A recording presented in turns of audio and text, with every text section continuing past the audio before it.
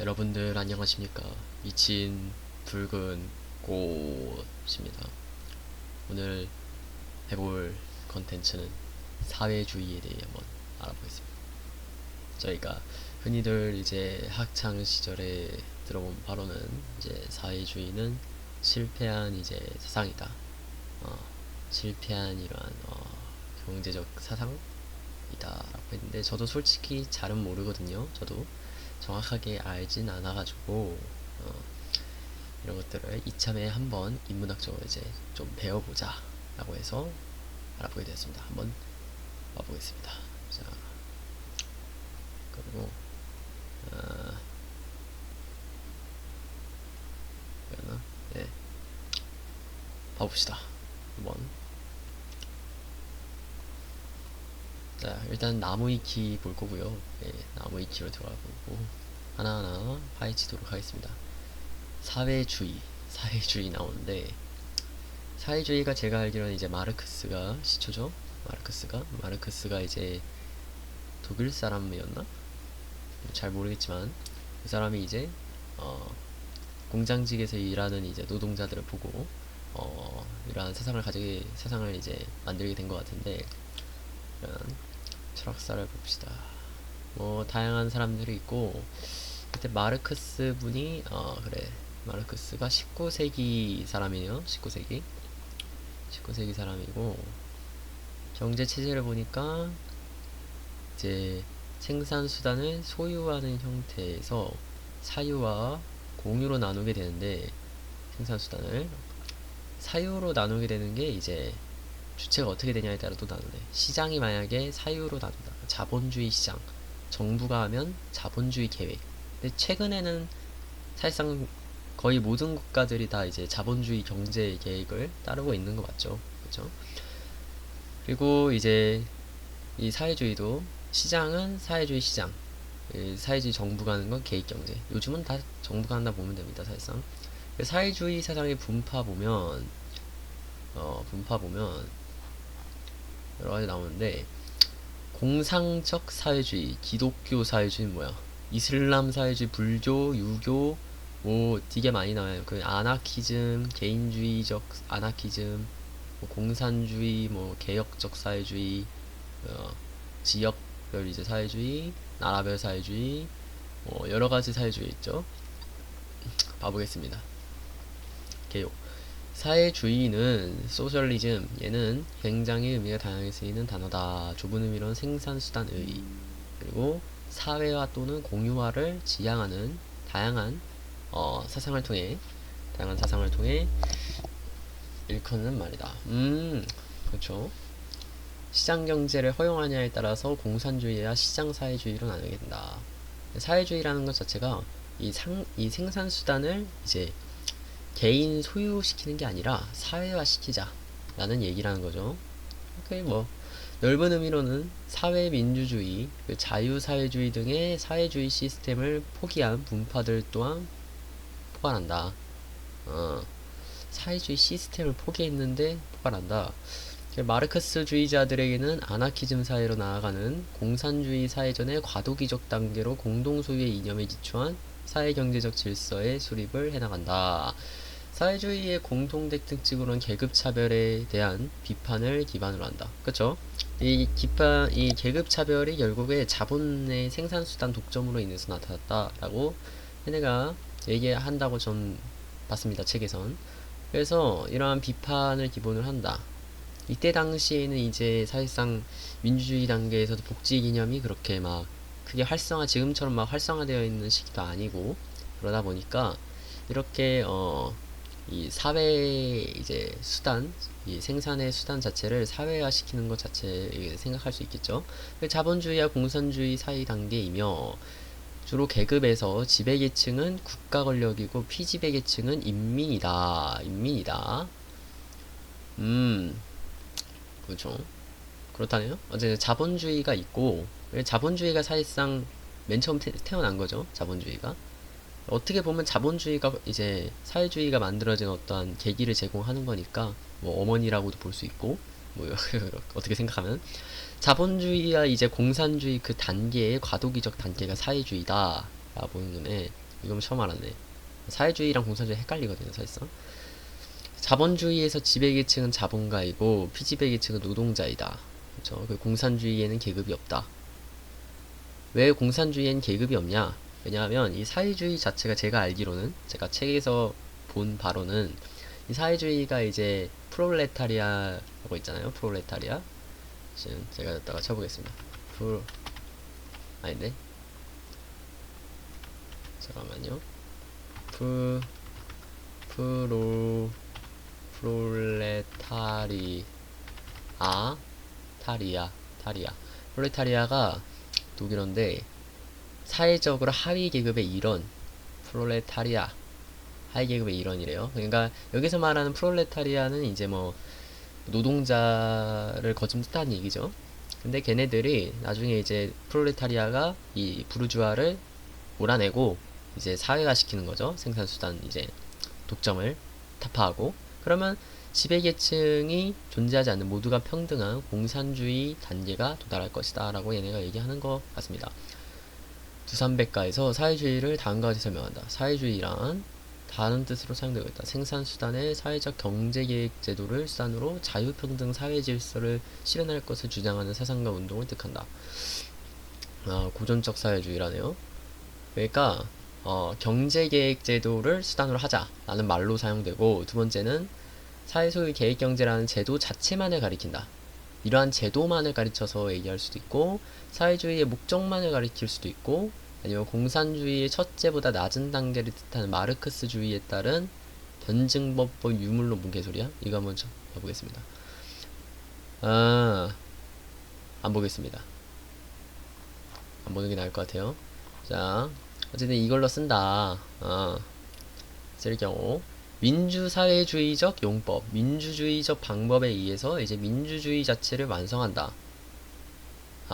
왜냐하면 그치, 계급 자체를 부정하는 거니까 민주주의를 자체를 완성하는 거죠. 어떻게 보면 그렇게 생각해도 그러네.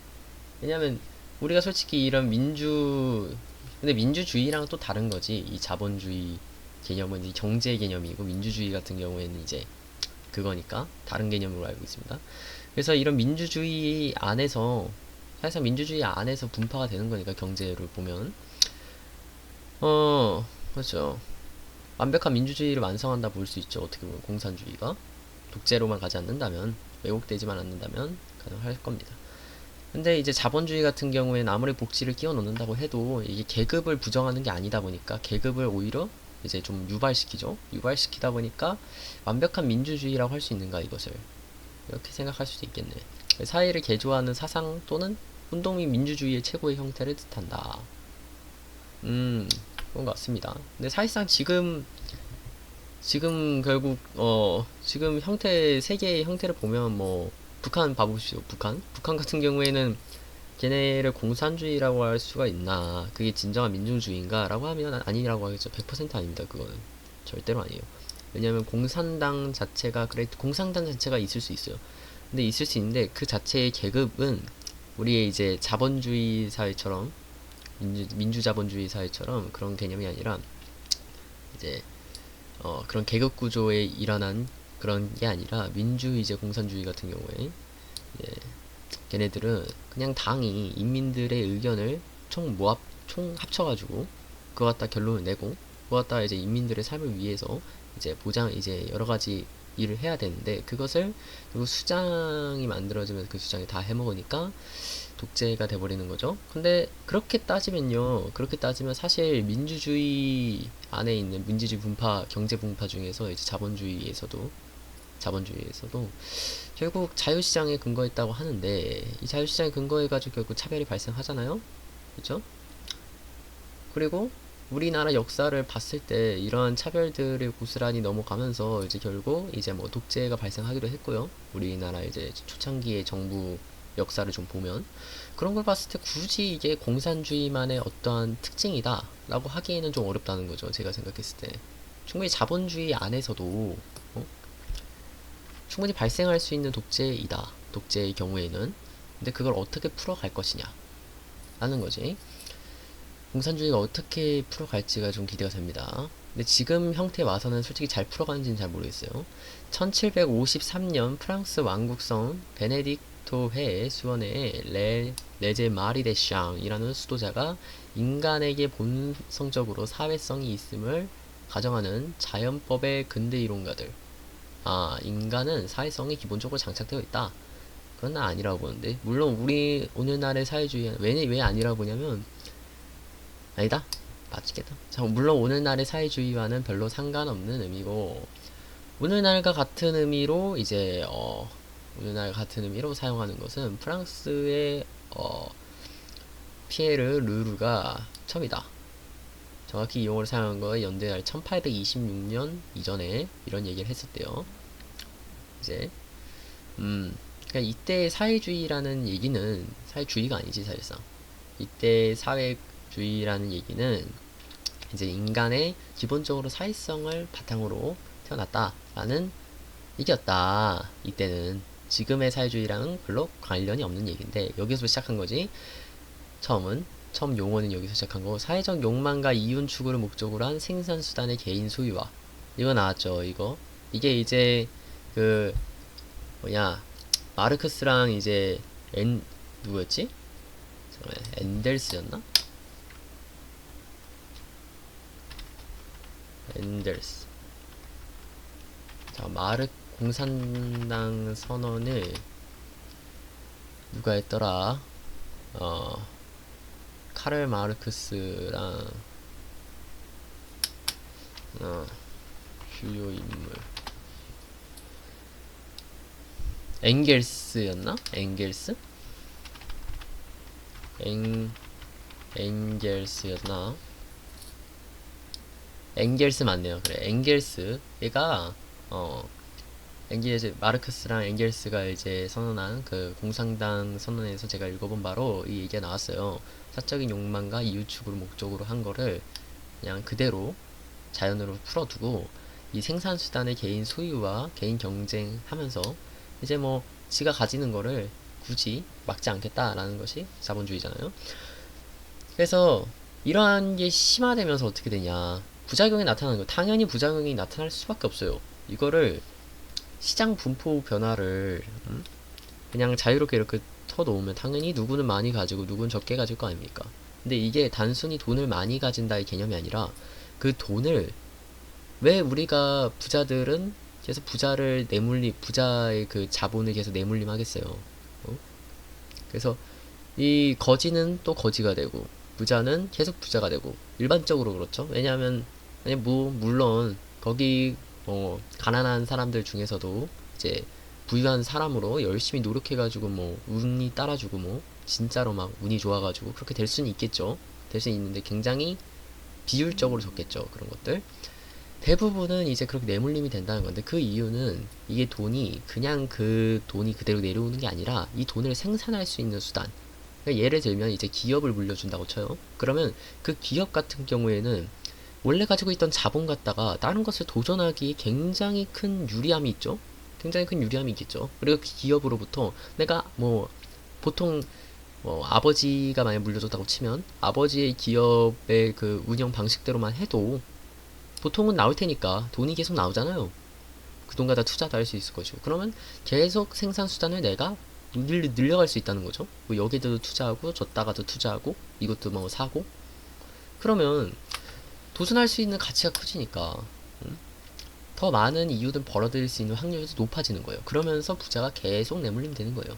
단순히 돈만 들어가는 게 아니라 이 돈을 생산할 수 있는 수단을 가지기 때문이다.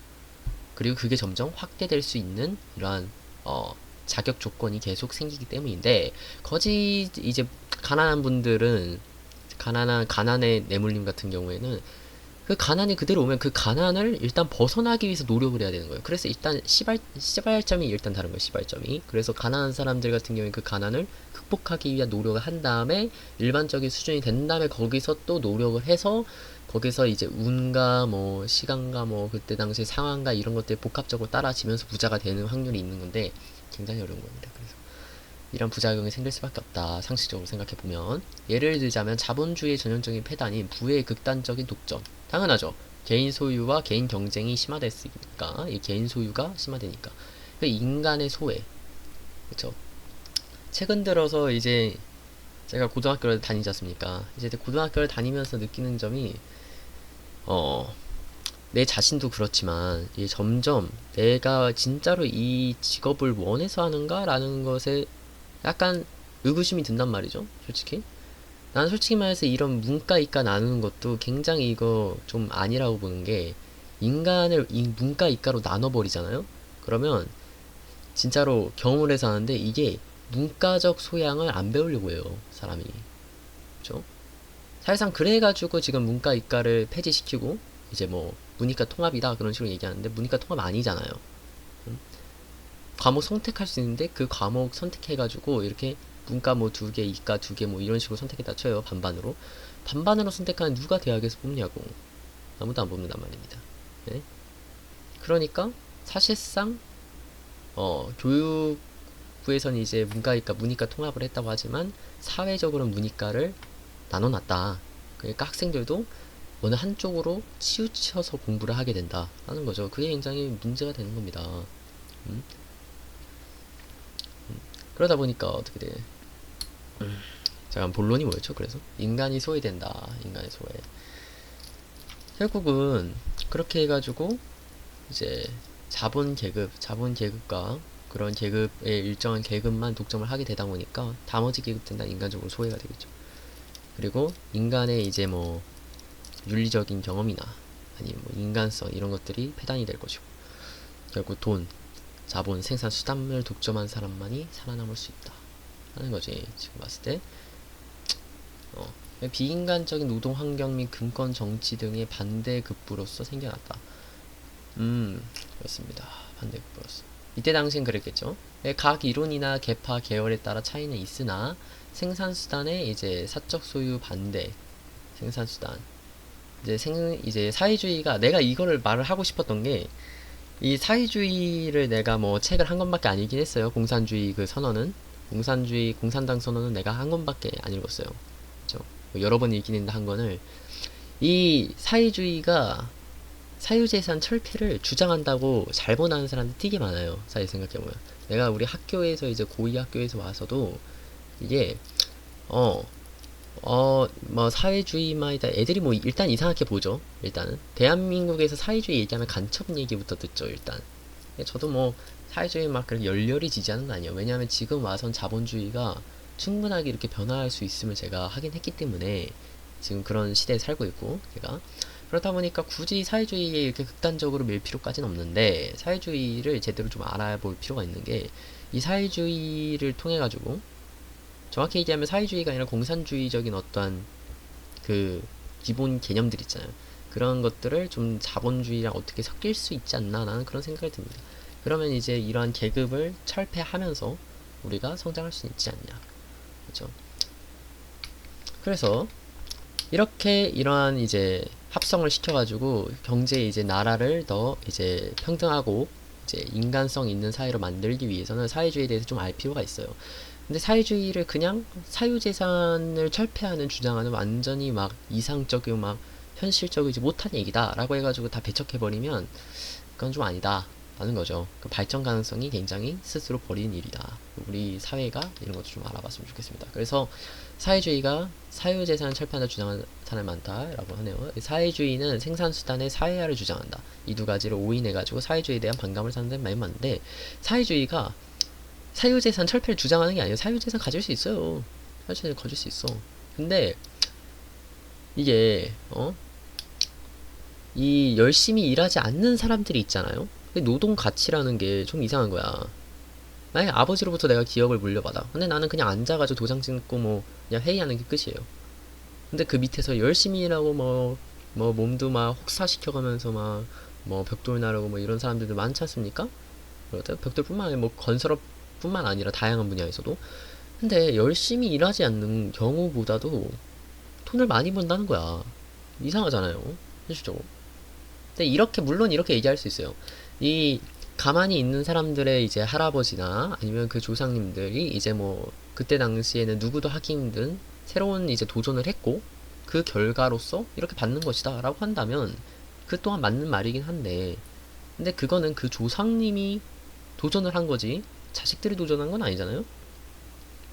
이게 맞는 건가? 그리고 오히려 그 자식들은 더 많은 것들을 이제 투자할 수 있고 더 받을 수 있다는 거예요. 그죠? 이게 사회주의적 입장입니다. 그치? 그렇습니다. 그래서 단순히 사회주의라는 것 자체가 사유재산을 철폐하자는 게 아니라 네 사유재산 가질 수 있다는 겁니다. 네 돈 줄 거야. 네 돈 줄 건데 생산수단, 이 자본을 만들어내는 수단은 사회화가 되어야 한다. 라는 거죠. 그래서 예를 들어서 우물이 있어요. 마을 공동 우물이 있어요. 이 우물에서 뭐 현실적으로는 이렇게 간단하진 않겠지만 네가 필요로 하면 두 잔 이렇게 떠가지고 마실 수도 있고 그런 거야. 그 두 잔은 너의 사유재산인 거야. 하지만 그 생산수단, 그 우물에서 물을 만드는 거는 이제 마을 소유라는 거죠. 이거를 비유해서 얘기한 거예요. 국가 소유라는 거죠. 정부 소유. 국가 소유라는 겁니다. 정확히는 국가 소유가 아니죠. 국가 잘못 말했어요. 국가 소유가 아니라 사회 소유라는 거죠. 사회 소유. 이거를 골자로 한다. 그러나 이를 실천하는 과정에서 이견과 방식이 있고, 그래 아까 제가 얘기한 거에 모순이 있죠. 분명히. 왜냐면 그쵸?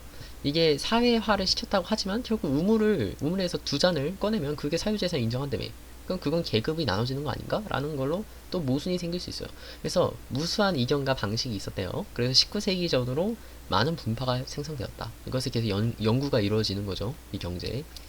그래서 경제사상이 굉장히 연구가 이어지는데 세세한 차이점은 있으나 대다수의 사회주의는 카를 마르크스의 이론을 바탕으로 생성된 마르크스주의를 뿌리로 한다라는 거죠.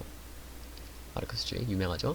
사회주의는 공산주의랑 시장사회주의로 나눌 수 있는데 이제 공산주의 같은 경우에는 공유화를 한다는 겁니다.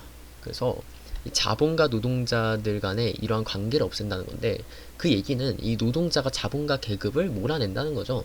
정확히는 몰아낸다는 뜻이 아닐 수도 있어요. 이게 또 어떻게 되냐에 따라 다른 건데 자본가 계급을 흡수시켜버릴 수도 있어요. 자기들이.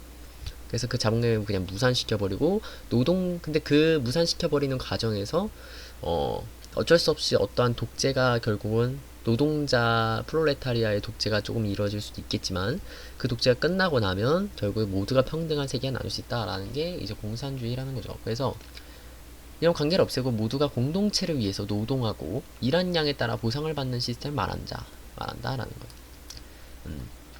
약간 조선시대의 그 실학 주장했던 인물들 중에 이런 얘기를 했던 사람이 있었던 것 같은데 그거랑 비슷한 얘기죠. 근데 저는 이거는 아니라고 봐요. 왜냐하면 목적 의식이 없어요. 공동체를 위해서 노동을 한다? 최근에 개인의 이렇게 돈을 벌 수 있다고 해도 내 자신을 위해서 일하는 것도 안 하는 사람들도 많아요. 근데 공동체를 위해서 일을 한다. 이게 무슨 진짜 국가가 존망의 위기에 처하고 진짜 이 국가가 없어지면 나도 존재할 수 없다. 같은 이러한 생각이 있지 않는 한은 그런 상황이 오지 않는 한은 이런 시스템은 길게 갈 수 없을 것이다 라고 저는 생각하고요. 이 시장사회주의 같은 경우에는 사회주의 시스템에서 개인의 자유로운 경제활동과 시장경제를 허용한다. 중국이죠. 중국. 시장사회주의. 중국이죠. 그쵸? 사회주의 시스템 아니에요. 경제활동과 시장경제를 허용한다. 이게 무슨 얘기인지 나는 잘 이해가 안 되네. 사회주의 시스템 안에서 자유로운 경제활동과 시장경제를 허용한다. 그러니까 경제활동을 할 수 있고 시장경제를 허용하는데 자본의 생산수단은 사회가 가져야 된다라는 건가? 특이하네요. 그쵸? 이런 개념인가 보다. 그러니까 사회에서 이제 뭐 사회가 만들어낸 이제는 무슨 공공적인 그런 기관들이 있을 겁니다. 그 기관들 안에서 사람들이 자유롭게 들어가서 이제 자유롭게 돈을 벌고 자유롭게 재산을 불릴 수 있는 그런 얘기를 하는 것 같아요. 결국 그 재산을 불린다고 쳐도 그 기관을 내가 돈으로 사거나 그런 건 안 된다는 거지. 라고 저는 생각을 합니다. 근데 아닐 수도 있어요. 그게 아니면 이해를 잘 못하겠고 이 사회주의, 계획경제와 이제 자본주의 간의 상호보완으로 혼합경제를 부르는데 최근에는 사실상 혼합경제라고 하긴 좀 애매하긴 하죠. 왜냐하면 계획경제라는 게 이 사회주의 계획경제는 아니잖아요. 자본주의 계획경제지. 혼합경제 비스무리한 어떠한 것이다. 이걸 딱 나누는 것 자체가 사실 의미가 없습니다. 분파. 분파 이거 보면 많다 많아. 존나 많은데? 마르크스 이건 고집합시다. 역사, 사회주의 역사에 관한 뭐냐. 마르크스 이전, 플라톤 이상국가에서 나왔고요. 기독교 공동체 같은 거 나왔죠. 토머스 유토피아 사회를 구린 것이 사실상 사회주의란 비스무리하고, 재산을 항해할 동등한 권리를 부여했다. 평등을 지킨다. 복지. 그래서 부자도 가난한 자도 없어야 한다. 진정한 사회에서. 이게 굉장히 사회주의스러운 거죠. 사회주의스러운 게 아니라 사실상 공산주의스러운 거죠. 예, 공산주의스럽고 공상적 사회주의가 낫다. 그래서 뭐 여러 가지 운동이 펼쳐지고 나오고 뭐 여러 가지 이제 연구들, 도쿄 찌르기 사건, 뭐 여러 가지 했는데, 현대 사회주의를 보면 현대 사회주의잖아요. 독일업 혁명을 보면 레닌 동상이 끌어내려졌죠. 사회민주주의 뭐 여러 가지 나옵니다. 잘 모르겠고요. 법 같은 경우 사회주의 법을 보면, 법 좀 봐볼까? 법체제다. 이 소련에서 만들어진 법체계로 해서 사회주의 국가로 보급된다. 사실상 시초우니까 소련. 자, 러시아 혁명 최초의 사회주의 국가. 국제문제 소련은 호를 떠나서 영향을 미쳤다. 이 영마법과 대륙법에 대해서 소비에트 법체계, 제국주의 이론을 바탕으로 만제 판바쇼, 국제법을 거부 무시하는 태도였다. 국가법은 사멸한다고 주장했다. 마르크스는 국가법은 개인 사회 안에서는 사멸된다. 왜냐면 이 법 자체도 제정하는 사람에 따라서 결국은 이 계급화를 이뤄낼 것이기 때문에 사멸된다. 자연스럽게 프롤레타리아가 이제 다 평등한 위치에 서버리면. 근데 강제적 철폐가 아닌 인민들의 국가 하전을 치안이나 분배나 행정 등의 일은 노동자가 스스로 할 수 있게 돼요. 국가가 필요 없어져 전이당들과 함께 사라진다고 했는데,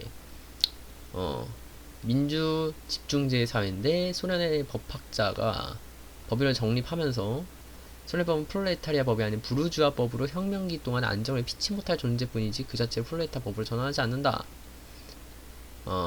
전환되지 않는다. 전화됐잖아. 응? 근데 부르주아 있잖아. 응? 이해를 못하겠네요. 어쨌든 가족법, 뭐 형법 여기까지 볼 필요 없고 그렇습니다. 그리고 인터내셔널 국가 이거 한번 봅시다. 사회주의를 대표한 민중가요. 필요 없고, 적기가 뭐 필요 없고, 영향. 자, 과학적 사회주의가 아니라 계량적 사회주의. 자본주의가 완전히 양립 불가능한 체제라고 할 수는 없다. 양립 불가능하진 않다네요. 근데 이 과학적 사회주의가 뭐지? 근데 과학적 사회주의 뭔지 대충 예상될 것 같아. 내가 일단 예상을 해볼게요. 기술의 발전으로 인해 가지고 모두가 이제 기본 이제 보조금을 받으면 사는 거예요. 그러면 이 생산 수단을 독점하는 것은 결국 일부 기업들이 되겠구나. 그러면 그 생산 수단을 일단은 우리 노동자들이 가진다고 치면 뭐 AI나 뭐 그런 산업들 같은 경우 이제 우리 이제 프롤레타리아들이 모여가지고 그 집단이 스스로 이제 관리한다라고 한다면 그것이 이제 사회주의의 형태로 들어가겠다. 그래서 그게 과학적 사회주의라고 저는 예측을 한 겁니다. 제 그냥 개인적인 망상입니다. 봐보겠습니다. 카를 마르크스 이론을 제어 엄밀히 다르다. 마르크스 동의와 마르크스가 만든 뭐라는 거야, 뭐라는 거야. 19세기 영향 마르크스 이야백은 정작 마르크스주의라는 구조에서 사회주의를 제2만의 이러한 연유로 그 사회주의나 구체적으로 이해돼서 사회주의가 자본주의, 이건 이전과 당시를 분석해 자본주의 사회가 필연적으로 몰락할 것이라고 얘기했는데, 이는 몰락할 것이며 그 앞선 그 다음에 사회를 예측한 셈. 이 때문에 사회주의가 나아갈 길에 대해 설명이 없었으며 이로 인해서 레닌주의, 트루크스, 마오쩌둥주의는 뭐야? 마오주의, 마르크스를 씨가 아나키즘에서 프로통해서 사실 마르크스주의다 아나키즘 뭐라는 거야? 베른슈타인이라다가 그래서 뭔데? 그래서 뭔데? 그게 뭔데 임마? 그게 뭔데 이 남의 마르크스주의를 봤구나 내가. 잘못 봤다. 잘못 눌렀네요. 과학적 사회주의 뭐야? 왜 없어? 과학적 사회주의 왜 없어? 장난해? 없는데? 과학적 사회주의 없는데? 아니 알고 싶다고. 왜 없냐고. 뭐야? 여기 있나? 과학적 사회주의. 아니 내 망상이 맞는지 확인하고 싶다고. 어딨냐고. 와 너무 많아. 와 그냥 안 보겠습니다. 과학적 사회주의 여기다 쳐볼까? 과학적 사회주의 여기 치면 나오나요? 마르크스주의가 스스로를 나타낸 표현이라네요. 뭐야 씨발. 그렇고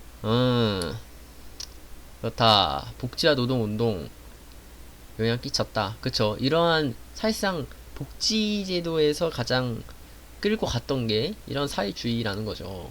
그쵸. 자본주의보다. 자본주의가 이거를 받아들임으로써 마르크스 예측이 좀 깨지는 거지. 이걸 직접 받아들임으로써 변화를 한 거고. 그렇다. 사회주의계는 풍요로 복지국가 기틀을 닦았다. 유럽에 영향력을 미치고 있다. 합니다. 사회주의에 대한 미래 관점을 보면 이게 중요한 거죠. 그렇죠? 사회주의에 대한 동향들을 찾아낸다. 그렇다. 미래에는 모든 생산을 기계나 그토록 인공지능. 내 말이 이 말이야. 내 말이 이 말이에요. 내 말이. 인공지능이 결국 담당을 하게 된다니까. 인공지능이. 이게 우리가 지금 저희 학교에서 수학쌤이 얘기를 하시기로는 이제 질문하는 능력이 중요하다 했는데 저는 찬성합니다. 지금 인공지능이 담당하게 되니까 우리가 질문하는 능력 키워야 되는데 일단 아니 그건 일단 딴 얘기고 이 생산이나 기계가 그토록 발달해 버리면 이 물자가 결국은 이 AI가 다 담당을 하게 된다니까요. AI를 AI가 만들어내는 그런 특이점이 존재를 한다는 거예요. 내 말은. 그러면서 결국은 모두가 이제 기본적인 보조금을 받으면서 이제 행복한 생활을 할 수 있다. 그럼 모두가 평등해지는 거 아니냐. 그리고 생산 수단은 결국 AI가 만들어주니까 이러한 이제 생산 수단도 계속 나오고 생산 수단이 이제 생산 수단이 더 이상 나오지 않는 그러니까 현실적인 어려움도 없잖아요. AI가 계속 만들어내면. 그렇기 때문에 사회주의 체제가 채택될 수도 있다. 자본주의라는 개념 자체가 자원의 희소성이라는 거 하에 나온 건데 자원의 희소성이 없어지는 거예요. 사실상 없어진다고 보기엔 좀 어렵겠지만 적어지는 거죠. 개꿀이죠. 그럼 모두가 평등한 세상에서 서로의 계급 차이 없이 살 수 있으니까.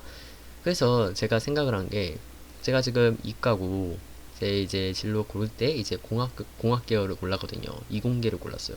그래서 이공계를 골랐는데 이공계를 관심이 생긴 이유 중에 또 하나가 이 기계화를 과연 얼마만큼 이 AI 기술을 얼마만큼 더 확대시켜야지 인간이 이러한 새로운 도전? 이러한 새로운 사상의 도전에 도전할 수 있는 사회가 될까? 라는 게 궁금해져서 이걸 좀 선택한 감도 있습니다. 근데 이게 제가 다시 말하지만 사회주의를 그렇게 막 거부할 필요가 없는 거예요. 우리가 사회주의 하면 뭐 북한, 뭐 간첩, 뭐 러시아, 뭐 중국, 뭐 이런 것들을 생각하니까 독재국가, 뭐 인민을 위해 해야 된다, 뭐 그런 얘기, 막 가난한 국가, 뭐 이런 거 생각하니까 이건 아니다 라고 생각하고 거부를 하게 되는 건데 그 얘기가 아니에요. 여러분들이 자유를 인정한다고. 자유 인정한다고. 여러분이 뭘 하든 아무 상관이 없어요. 뭐 살인이나 뭐 그런 것만 아니라면 남한테 피해만 안 주면 딱히 상관없는 거예요. 자본주의 사회랑 비슷한 거예요. 사실상 그거는 민주주의인 거지 따로 봐야 되는 거예요. 경제 사상은 따로 봐야 되는 거예요. 이거는 민주주의 그게 우리가 자유롭게 생각하는 민주주의예요. 그건 민주주의고 따로 보시고 경제로만 보자고. 그러면 이 사회주의 자체가 굉장히 매력적인 거예요. 어떻게 보면 계급 자체를 없애버린다니까. 얼마나 매력적입니까? 근데 그게 현실적으로 될 수도 있다는 거죠. 인공지능이 지금 특이점으로 도달하게 돼버리면 인공지능이 계속 발달하고 있죠. 저는 솔직히 지금도 일단 이런 이제 인공지능에 의해서 이제 사회주의가 어느 정도 계속 발달하고 있다고 생각해요. 인공지능이. 지금 인공지능이 사실상 계속 점점 먹고 있잖아요. 우리 카페 가면 옛날에는 이제 카페 점원분한테 이제 커피도 막 주문하고 뭐 여러 가지 뭐 하고 뭐 그래가지고 뭐 주문하고 뭐 그렇게 하고 카드 계산하고 뭐 그렇게 했을 텐데 이제는 그 옆에 그 기계들 있잖아요.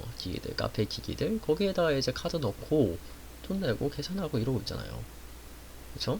요즘 뭐 햄버거 같은 데에서도 그냥 기계로 시키고 그리고 요새 뭐 공장은 당연히 이제 다 기계로 바뀌고, 그리고 최근에 또 보면 이제 의료 같은 경우에서도 기계가 도입이 되고, 뭐 여러 가지 기계 많습니다. 근데 최근에 뭐 최근이 어떻게 보면 최근 일인데 챗 GPT도 나왔죠. 챗 GPT 같은 경우에는 이제 챗봇이죠, 챗봇. 챗봇 같은 경우도 인공지능이잖아요, 결국. 네. 그 최근에 이제 비슷한 챗봇을 보면 이제 바드 같은 거, 이제 구글의 바드 같은 경우는 나오고 점점 계속 발달하고 있다고 저는 생각을 합니다. 이런 사회에서는 결국은 이러한 이제 발달이 극에 달하게 되면 인간이 이렇게 경쟁력을 가지려고 막 발버둥 치는 것 자체가 사실 무의미한 짓일 수도 있다 라고 저는 생각이 듭니다. 어떻게 보면. 근데 이게 또 저희 시대에 저희 세대는 안 올 것 같다 라고 생각이 또 드는 사람들도 물론 있으시겠지만 제 생각은 약간 다릅니다. 제 생각은 지금 기술 발전 속도가 굉장히 빠르거든요. 지금 10년도 채 안 돼가지고 지금 이런 속도로 발달하는 거 보면 앞으로 저희가 이제 30대나 제가 지금 고2니까 앞으로 30대나 한 40대? 그쯤 이제 중년 가까이 가려고 할 때쯤?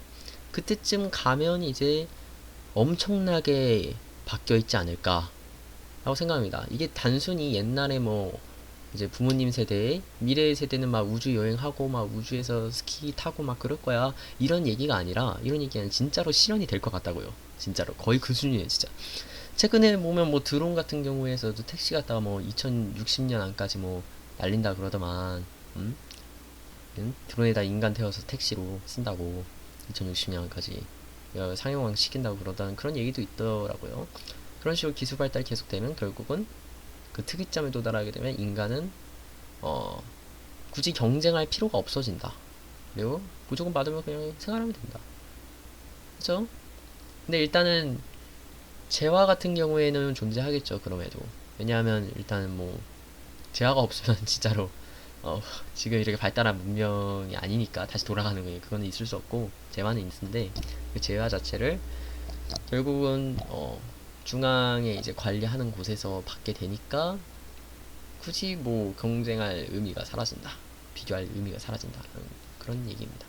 제 생각은 그래요. 그래서 거래할 필요가 없을 정도로 이제 재화가 남아돈다. 자본주의 경제체제에서 전제부터가 훼손되는 셈이다. 그러면 더 이상 소비자는 제한 대상에서 합리적 선택을 할 필요도 없어. 시장이 형성되지도 않아.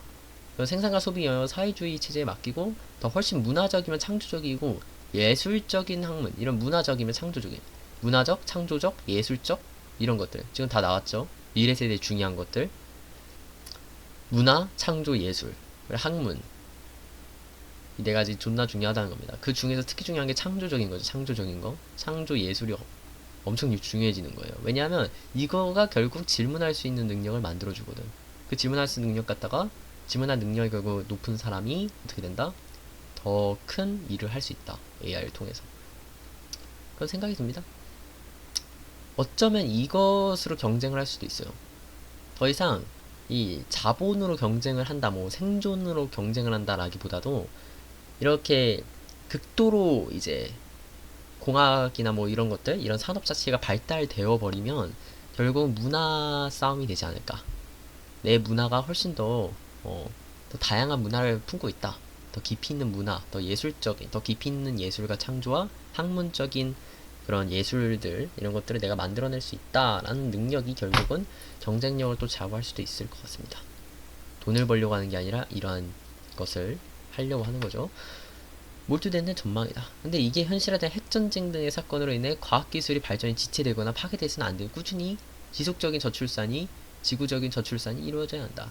저출산이 이루어진다. 그쵸? 저출산이 안 이루어지게 되면 결국에 생존 싸움이 돼버리니까 저출산이 이루어져야 하는 것도 맞긴 한데 너무 많이 이루어져 있잖아. 우리나라는 무슨 근데 우리나라가 애를 낳는 게 사실상 애를 낳는 게 솔직히 이런 얘기하기 좀 그렇지만 사실상 좀 현실적이지 못한 판단이긴 하죠. 지금 상황에서. 그쵸. 경제를 보면 경제뿐만 아니라 지금 사회적인 모든 시스템에서 봤을 때 굳이 애를 낳고 싶은 그런 사회는 아니잖아요. 솔직히 얘기해서. 낳아도 큰 메리트가 없고 솔직히 얘기해서. 근데 우리나라는 아니 우리나라의 큰 그림인가? 극도로 기계를 발전시켜서 이제 모두가 진정한 평등을 원하게 하려고 자원의 희소성 자체를 저와 좀 줄이려고 하는 건가? 라고 생각하면 큰 그림인가? 근데 큰 그림이라기에는 너무 0.65명까지 이렇게 내려가는 거는 이건 그냥 우리나라의 문제인 것 같습니다. 좀 서글프고요. 그리고 뭐 우리나라는 이건 좀 약간 느려도 될 것 같고요. 빨라야 되는 게 이제 핵전쟁 같은 게 안 일어나야 된다는 거죠. 전쟁이 안 일어나야 된다는 거야. 기술 발전이 계속 이루어져야 된다. 계속 이루어져야 된다. 기술 발전이. 근데 바로 제재 걸렸죠. 바로 제재 걸린 게 우크라이나 러시아 전쟁이죠. 우크라이나 러시아 전쟁으로 인해 가지고 바로 그냥 전쟁으로 인해 과학기술 발전이 지체돼 버렸습니다. 근데 어떻게 보면 이 전쟁을 통해 가지고 과학기술이 더 늘 수도 있는 거예요. 근데 나는 이거는 솔직히 인정을 그렇게 못하겠어요. 아, 핵전쟁급이면 핵전쟁급만 안 일어나면 되겠죠. 근데 오히려 저는 핵전쟁급이 아닌 약간 조그만 이제 좀 이런 말 하면 좀 그렇긴 하죠. 좀 인간적으로 좀 사람이 죽고 막 살고 뭐 그런 생존의 문제인데 내가 이렇게 얘기하면 좀 잔인하게 들릴 수도 있겠지만 경제적으로 보면 기술적으로 보면 전쟁을 통해서 얻어지는 기술이 굉장히 많단 말이죠. 전 그런 경우에서 조그만 전쟁들이 조금은 일어나는 것이 이러한 발달된 사회를 만드는데 좀 도움을 줄 수도 있겠다라고 생각이 드는데 굳이 일어날 필요는 없죠. 굳이 사람을 죽이면서까지 일어날 필요는 없잖아. 굳이 안 일어나고 살짝 느리게 걸리더라도 우리 인간들이 인류가 꾸준히 노력해가지고 서로 협력해서 이제 기술을 발전시키면 충분히 될 텐데 하는 생각도 있습니다. 저는 생각합니다. 과학기술의 기반이 무너진다면 이러한 사회는 몇백 년 뒤로 밀려날 것이다. 왜냐하면 자원이 계속 생산이 안 되기 때문이죠. 예를 들어볼까요? 이제 우리 마을에 우물이 있는데 그 우물에 물이 안 나오는 거야. 그럼 물을 못 마시잖아. 다 죽는 거야. 응? 그런 상황에서 물을 처음에 비축해뒀던 사람들은 당연히 계급을 얻겠죠.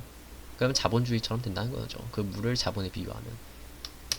그렇죠? 그래서 이렇게 물이 계속 나오지 않는다면 이러한 사회주의 형성은 불가능하다. 그렇죠? 사실상 이 자원을 계속 만들어내는 것이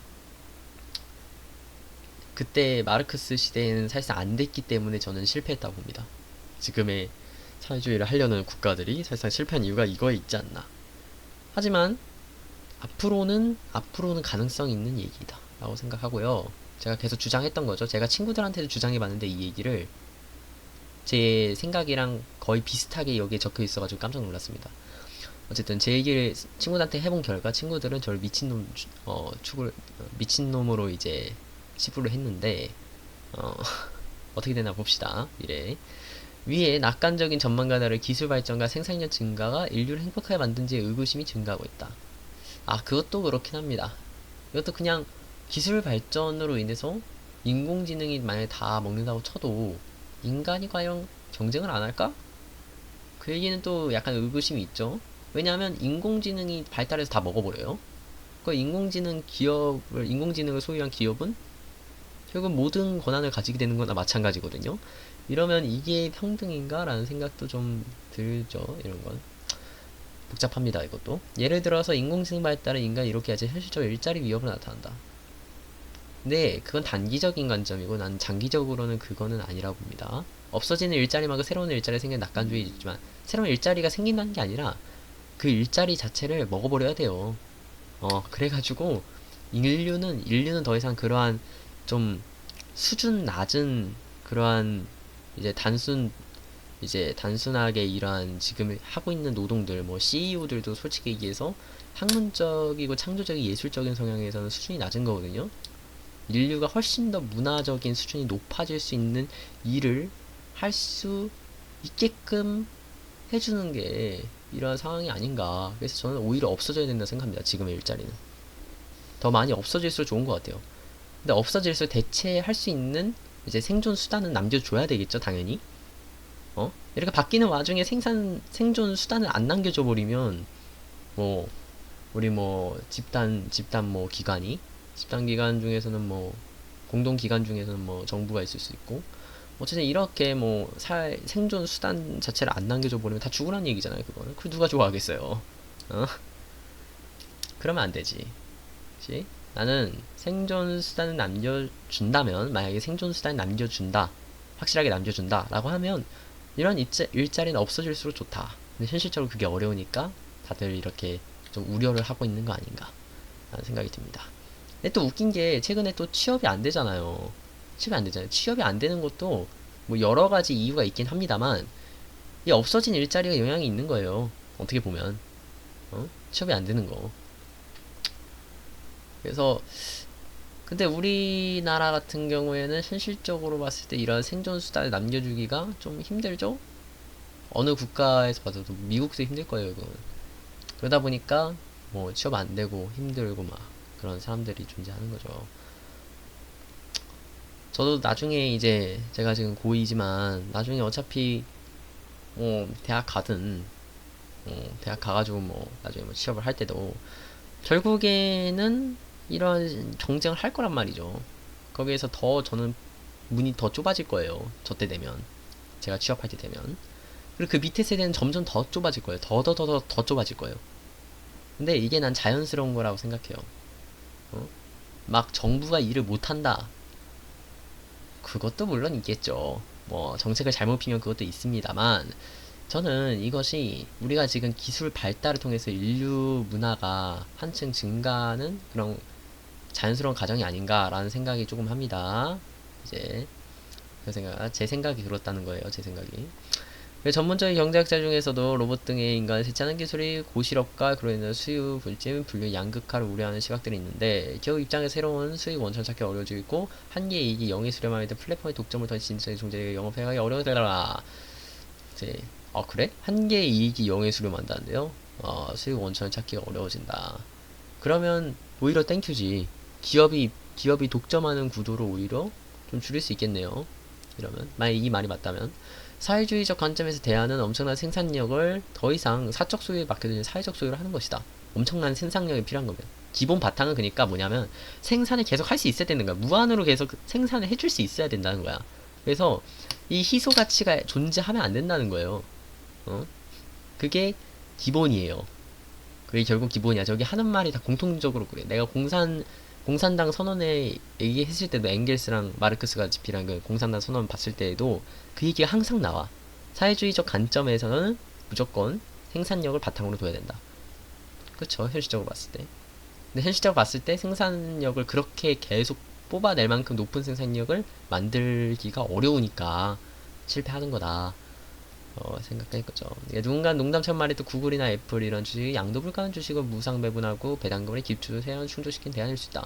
남은 시간에는 소출의 고급 일자리 등의 노력하거나 공공 일자리 짜자라라 할 수 있는데, 가까운 시일 내에 이뤄낸 비현실적인 공상이다. 저는 비현실적이라고 생각 안 합니다. 지금 발전 속도를 보면 앞으로 최소한 제가 30살 이후에 보면 분명히 바뀌어져 있을 겁니다. 저는 이건 비현실적 공상을 생각 안 하고요. 이와 같은 정책에 대해서 기업체의 저항과 거부감을 극복하기 어렵다. 거부를 하겠죠, 물론.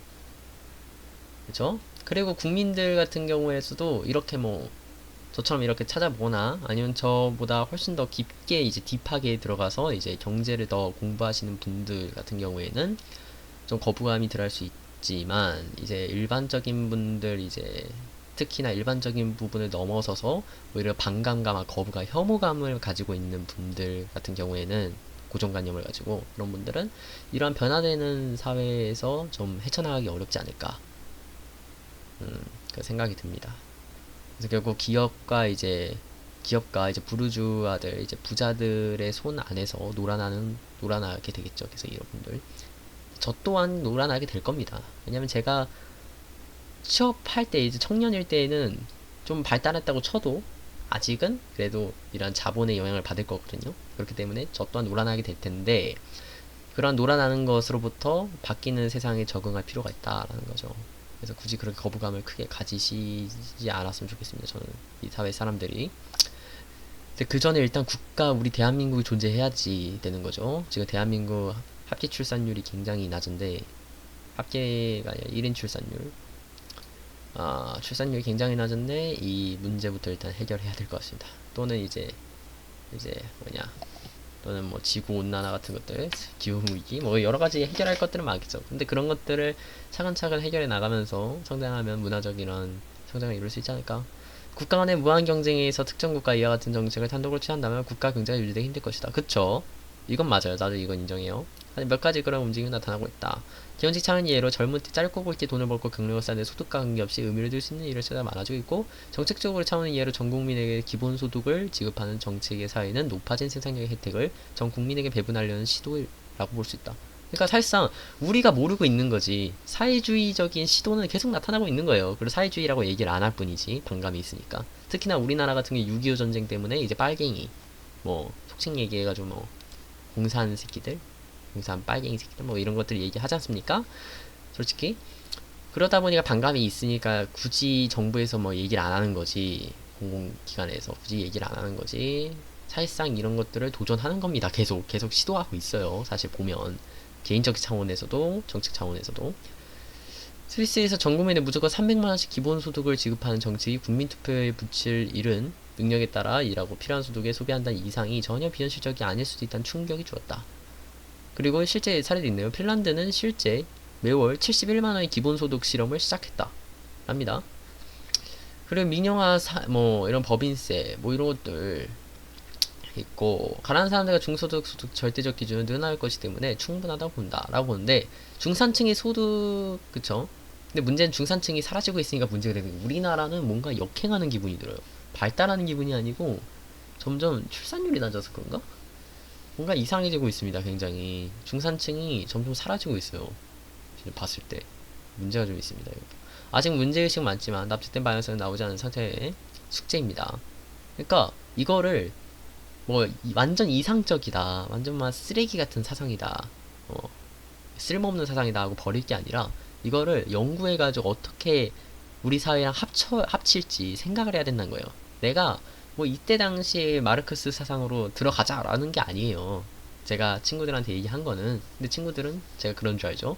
제가 그런 수준 한다면 그건 독재죠. 저도 미래를 알고 있습니다. 독재로 될 걸 제가 유추하고 있습니다. 저도 생각을 했을 때.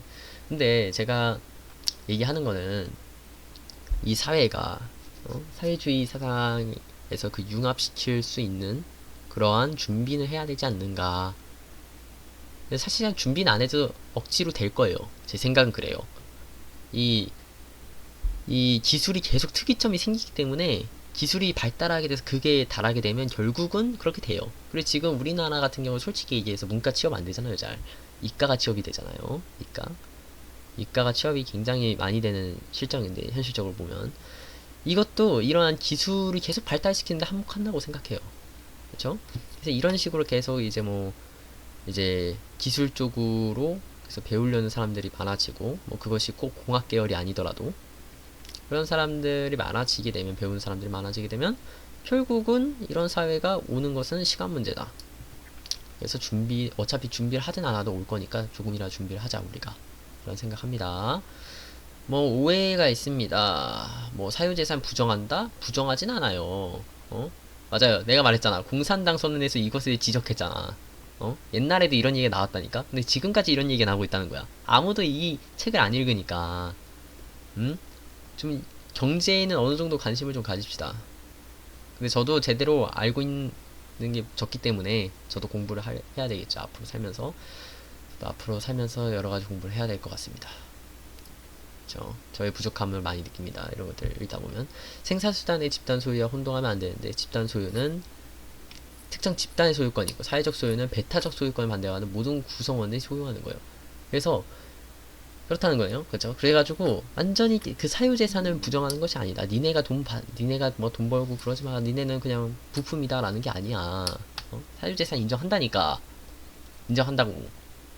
인정하는데 그거를 생산하는 수단을 사회가 가지자라는 거를, 내가 이걸 학교에서 1학년 때부터 얘기했다가 이상한 애로 찍혔습니다. 어쨌든 저는 이런 독재를 얘기하는 게 아니에요. 그래서 시장경제 반대말, 어쩌다 보니까 제가 약간 주장하는 형태로 좀 말이 바뀐 것 같은데, 솔직히 저는 그런 이상사회를 생각합니다. 이상사회를 생각해요. 제가 공산당이 뭐 집권하는 독재국가가 되자는 말이 아닙니다. 제 말은. 제 말은 이걸 융합시킬 수 있게끔 준비하는 사회가 되자라는 거죠. 어차피 올 테니까, 이 사회는. 전체주의와 혼동에서, 전체주의 아닙니다. 전체주의 아니에요. 절대 아니야. 전체주의랑 혼동하면 안 됩니다. 민주주의의 반대는 주권이 없는 정치체계를 말하는 거지, 민주주의는 경제체제를 얘기하는 게 아니라니까. 민주주의 뿌리에서 나오는 이 경제 사상은, 민주주의는 그게 따로 봐야 되는 거예요. 민주주의, 국민에게 주권을 준다니까. 사회주의도 국민에게 주권을 줘요. 공산주의도 주고, 자본주의도 주잖아. 같은 뿌리야. 같은 뿌리라고. 같은 뿌리라고. 그리고 뭐 여러가지 뭐 있습니다. 종교와 상극이다. 상극이었다. 뭐 여러가지 얘기가 있고, 나치즘 사회주의인가? 나치즘은 사회주의, 뭔 개소리야. 말이 안 되죠. 이게 사회주의라고 생각합니까? 이게 사회주의라고 생각해? 이건 생산수단을 독점하는 게, 생산수단을 모두가 공유한다는 개념이 아니잖아. 파시즘, 나치즘은. 얘네들은 그냥 애초에 국민 자체가 부품이잖아. 다르지. 다르지. 다르지. 얘네는 그냥 국가를 위해서 다 희생하는 거잖아. 아니야. 이런 얘기 아닙니다. 희생할 필요가 없어요. 오히려 반대야. 희생하면 안 돼. 오케이? 자, 여러가지 있습니다. 뭐 이거는 역사고, 역사는 제가 굳이 안 보겠습니다. 자, 사회주의는 실패했다? 지금 관점에서 솔직히 실패했다고 생각합니다.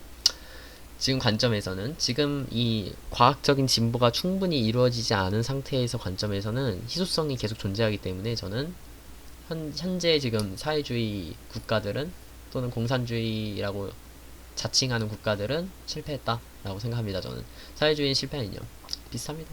저는 그렇게 찬성합니다. 그 얘기는.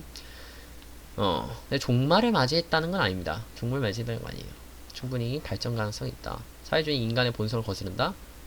인간의 본성을 거스르는 것도 그래, 그거는 말이 됩니다. 본성으로서 약간 거스르긴 해요. 인간이 결국 더 많은 것을 가지려 하잖아요. 근데 그게 과연 우리 본래부터의 본성일까요? 그건 전 아니라고 생각합니다. 그쵸? 본래부터가 아니야. 내가 봤을 때 이거는 사회가 발달함에 따라서 인간이 가지게 된 거예요. 인간은 원래 경쟁을 이렇게 좋아하는 게 아니에요. 인간은 생존이 권리다 보니 경쟁을 좋아하는 것도 아니에요. 경쟁을 억지로 하게 된 거지. 전 그렇게 생각합니다. 뭐 그래서 금융업은 유대인에 허락됐으며, 뭐 저거 샬라샬라. 사회주의에 맞는 본성을 필요로 할 것이다. 인간의 경작할 생산수도 공유하여 살았던 기간이 덜 길게 오히려 더 익숙하고 친근한 사회주의가 더 나을 걸 말하는 바람이 있다. 그치? 생산수단을 공유하며 살았던 기간이 훨씬 더 길어요. 사실 역사적으로 보면. 오히려 이게 본성이 맞아. 인간의 본성을 거스르는 게 아니야. 오히려 자본주의가 본성을 거스르는 거예요. 어떻게 보면. 경쟁이라는 것 자체는 우리가 생존이 걸리니까 경쟁을 한 거지, 인간이 원래부터 태어나자마자 응애 나는 경쟁을 좋아해 씨발 다 죽여버릴 거야 이런 게 인간의 본성이 아니라는 거죠. 생존이 걸리니까 그렇게 한 거지. 그쵸? 오히려 서로 나누고 생존하려고 한다. 옛날에 뭐 원시시대 봐봐요. 원시시대 보면 이제 뭐 호랑이나 뭐 이제 뭐 곰이나 그런 야생 동물들, 이제 야생 동물들을 상대하기 위해서 우리가 힘을 합쳤지 않습니까? 우리가 힘을 합쳤잖아요. 우리 원시시대 우리 조상님들 쪽으로 들어가도 원시시대 사람들이 힘을 합쳤단 말이에요. 그리고 농사 지을 때도 우리가 힘 합쳐서 같이 먹었고, 그쵸? 그렇게 생각해 봤을 때 공유하며 살았던 기간이 훨씬 길어요. 사실 생각해 보면 오히려 사회주의가 우리한테 더 본성에 맞고 친숙한 겁니다. 오히려 따지면. 근데 지금에 와서 100% 사회주의로 들어가는 건 힘들어요. 솔직히 제가 생각했을 때. 왜냐면 사회주의 반감도 물론 존재하고 있지만 아직 과학기술이 그 정도로 발달이 안 됐어요. 이거는 좀 기다려야 된다. 우리 사회가 해결해야 할 문제는 일단은 이 과학기술 발달할 때까지 시간이 걸린단 말이죠. 이 시간 동안 분명히 과학기술 발달함에 따라서 AI가 뭐 독점하거나 뭐 그런 것도 있지 않습니까? 산업구조가 바뀌면서 우리가 일자리를 잃게 될 거예요. 근데 새로운 일자리 생겨나는 게 적어질 수도 있어. 나중에 이제 거의 특이점에 도달해서 다 먹어버리면 이제 기술이, 그렇게 됐을 때 우리가 어떻게 생존할 수 있게끔 해주느냐에 따라서 이게 될 수도 있고 안 될 수도 있다. 이게 문제라는 겁니다. 저는 생존 수단을 어떻게 마련을 해줄지, 우리의 이제 집단이, 우리 집단, 사회 집단이 어떻게 생존 수단을 보장해 줄 것인가. 그게 해결이 된다? 그러면 사회주의랑 융합해서 이러한 더 수준 높은 문화적 사회를 만들어낼 수 있다 라고 저는 생각을 합니다. 뭐 대한민국 사회주의 이것도 뭐 옛날 말이고 뭐 나옵니다. 잘 봤습니다. 아빠 좀 말이 길어졌는데 어쨌든 제가 뭐 하지만 저는 독재를 좋아하지 않습니다. 저는 사람을 죽이고 싶은 생각도 없고요.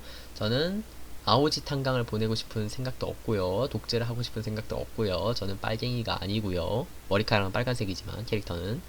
그리고 지금 제 채널명은 미친 붉은 꽃이지만 저는 독재를 거부합니다.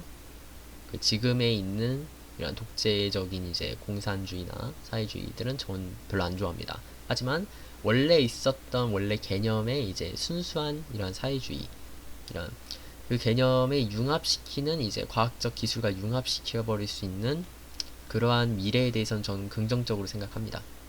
지금은 그 과도기에 있는 위치가 저희 세대라고 보고요. 그 과도기로부터 우리가 어떻게 생존권을 보장받을 수 있게끔 투쟁을 할 것인가. 투쟁 아니면 뭐 근데 거좀 투쟁을 해야 할 겁니다. 왜냐하면 지금은 경쟁사회니까요. 아직 경쟁사회이기 때문에 투쟁을 해야 될 겁니다. 우리가 어떻게 투쟁을 해가지고 그 생존 수단을 받아내서 과학기술이 진보할 때 동안 우리가 버틸 수 있는가. 그리고 과학기술이 최대한 다 진보해서 그 특이점에 도달하면 우리가 평등한 사회가 올 수 있다라는 점에서 저는 굉장히 긍정적으로 봅니다. 어쨌든 뭐 봤습니다. 사회주의 나무위키 여러분들 잘 보셨으면 구독과 좋아요를 눌러달라는 얘기는 안 할게요. 그냥 보고 가세요. 봐봐.